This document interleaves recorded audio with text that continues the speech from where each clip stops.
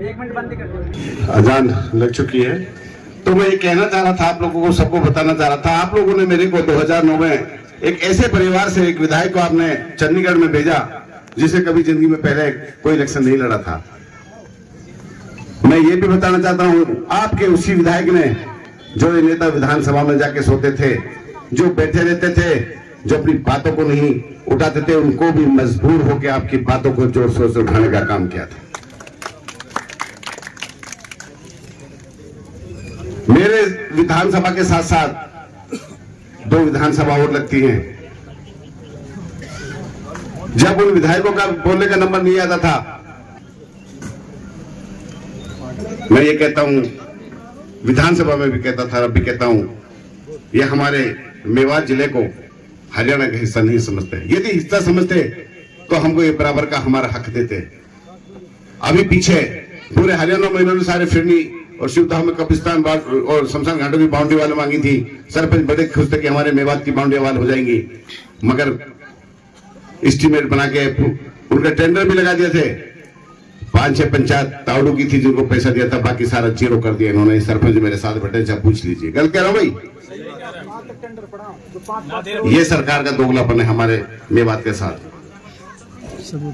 जब सरकार बनती है, मुख्यमंत्री बनते हैं, जब शपथ लेते हैं, वो किसी एक धर्म की नहीं लेते, वो 36 बरादरी हर इंसान की काम करने की शपथ लेते हैं। लेकिन ये बीजेपी की जो सोच है वो कुछ अलग है।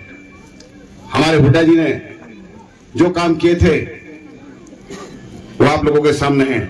हरियाणा में सबसे बड़ी ITI बनाई तो दहू में बनाई, 3-4 पॉलिटेक्निक कॉलेज दिए तो मेवात में दिए, 700-800 करोड़ का जो शहीद हसन का मेडिकल कॉलेज दिया था वो कांग्रेस ने दिया था, जिसमें आज BP और शुगर की भी दवाई नहीं मिलती। मैंने ट्रॉमा सेंटर की बात उठाई थी कि कोई भी अम्बेडकर चौक के आसपास कोई एक्सीडेंट हो जाता है, उसमें मात्र 2-2.5 घंटे होते हैं, ना तो दिल्ली पहुंच पाता, ना वो जयपुर पहुंचाता, या ट्रॉमा सेंटर ले जाए।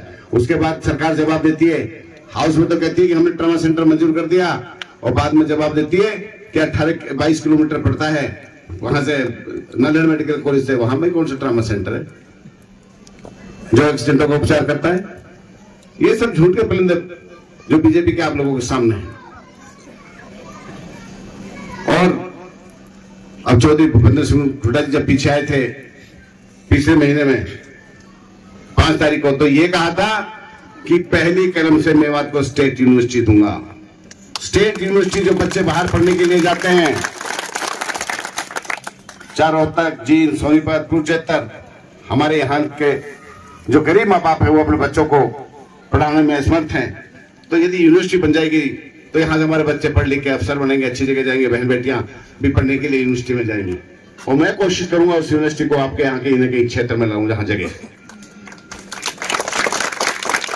पहली कलम से नेशनल हाईवे 248 इसको मंजूर करेगा हुड्डा जी जब चीफ मिनिस्टर बनेंगे। बीजेपी के सामने, आप लोगों के सामने, मैं विधानसभा में बाहर बैठा, फजलू जी बैठे हैं बेसा साहब, यहां से हमने पैदल यात्रा भी नहू तक करी। वैसे इनका डीपीआर बन रही है, सरकार आचार संहिता दी, हम अब बना रहे आप लोगों के सामने ने क्या हाल रखा। ये पहली कलम से बनेगा। एक हमारी बहुत पुरानी मांग है, एक मेवात कैनाल की, उसका भी हुड्डा साहब ने कहा कि पहली कलम से तुम्हारी मेवात कैनाल को बनाऊंगा। जब पानी हमारे किसानों को नहीं मिल पाता, जो जमीन में खारे पानी है जिसे जूझ रहे हमारे किसान, उस समस्या को भी दूर करेगा। अपने नौजवान साथियों के लिए रोजगार उपलब्ध कराऊंगा, अपनी बहनों के लिए पीने का पानी घर घर में पहुंचवाऊंगा। काफी गांव में काम चल रहा है, यहाँ 80 गांव में 260 करोड़ आए, इन्हें काम किया है, लेकिन उसके ऊपर अभी इस प्रोविजन नहीं हुई। उसके लिए मीटिंग ली थी, 31 तारीख दी थी कि हर गली को चेक करेंगे और घर घर में पानी पहुंचाएंगे, यही नगीना में।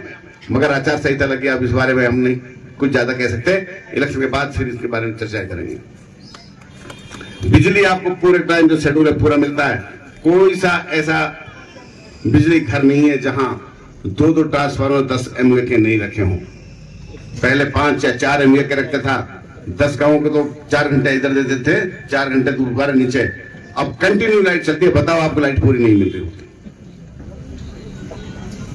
आपकी जो समस्या है, मुझे एक समस्या का पता है। हमारे भाई इतने बेवकूफ नहीं है जो तुम्हारे रोने पकाने में आएंगे।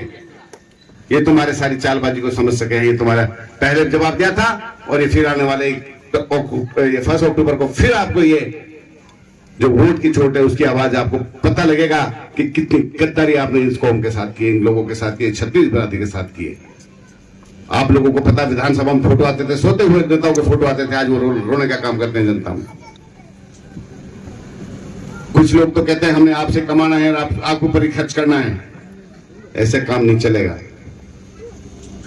आप लोगों से हम एक ही दरकार करते हैं, एक वोट की, और इंशाल्लाह बाकी का काम मेरा, आपके भाइयों के कामों को मैं करूंगा।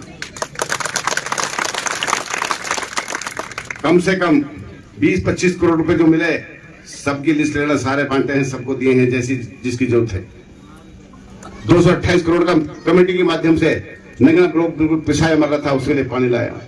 कम से कम मुमताज जी बैठे हैं, 13 करोड़ की इनकी नहर जो 40 साल से नहीं चल रही थी, उनको पक्का कराया, पंप लगवाए, जो आज भरपूर वहां के खाद क्या बोलते हैं कि धान बोए जा रहे हैं। मुमताज जी गलत कह रहा हूं, सबूत रहता है, ऐसे नहीं झूठ बोलते हवा में। 25 करोड़ का रोड बनाया, तो सोनपुर से लेकर कोलगांव तक टूटा पड़ा था, अकेले को 9.5 करोड़ रुपए दिए। साथ की बैठक के लिए रास्ता नहीं था, तो वो इसी पैसे में से बनवाई। उमरी से लेकर देवड़ा तक रोड करा दिया, बैठा भरपूर, वहां के लिए रोड करवाया नया। मगर मैं विपक्ष का नेता था, विपक्ष का एमएलए था। जब सरकार पावर में इस बार आएगी, इस बार 60% सीट जीत के जब चीफ मिनिस्टर चौधरी भूपेंद्र सिंह हुड्डा बनेंगे, आपको कामों की बाछौर लगा दूंगा और आपको किसी के आगे हाथ फैलाने की जरूरत नहीं पड़ेगी। मैं तो यही कहता हूं कि आने वाली 1 तारीख को सब भाइयों से हाथ जोड़ के अपील करता हूं कि कांग्रेस पार्टी को, चौधरी भूपेंद्र सिंह हुड्डा को हम लोग मुख्यमंत्री देखना चाहते हैं, क्योंकि वही आपके सच्चे हमदर्द हैं। जो चौधरी भूपेंद्र सिंह हुड्डा और दीपेंद्र सिंह की सोच है मेवात के लिए, मेरे ख्याल से हिंदुस्तान में क्या, हरियाणा में क्या, कहीं भी सोच नहीं। जितना आप लोगों के लिए वो बातें करते हैं, पूछते रहते हैं। अभी हमारे यहाँ जमीनों का रेट 15-20 लाख है, इंशाल्लाह आपकी सरकार बन जाएगी, अपने भाइयों को रात रात में करोड़पति कराएंगे, हम बिल्डर को लेके आएंगे, इंडस्ट्रीज लेके आएंगे। जब तक इंडस्ट्रीज नहीं आएंगी, नौजवानों को नौकरी नहीं मिलेंगी, हमारे मेवात का उद्धार नहीं हो सकता। हमारे बच्चे बहुत ड्राइवर हैं, आप लोगों को पता कितने एक्सीडेंट होते हैं, कितने परिवार बाप बगैर रहे, बच्चों पे से बाप का साया उठ गया। हम चाहते हैं इंडस्ट्री लगे, बच्चा सुबह जाए अपने शाम को घर आ जाए। हमारी ये सोच है।